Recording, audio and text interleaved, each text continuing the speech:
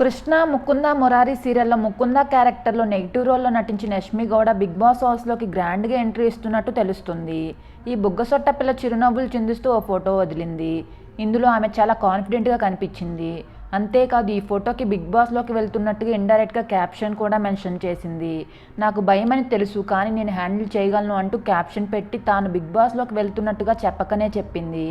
దీంతో ఆమె already big బాస్లోకి వెళ్తున్న విషయం ముందే బయటకు రావడంతో ఆమె ఫ్యాన్స్ ఆల్ ది బెస్ట్ ఎరగదీసే ముకుందా అంటూ కామెంట్ పెడుతున్నారు.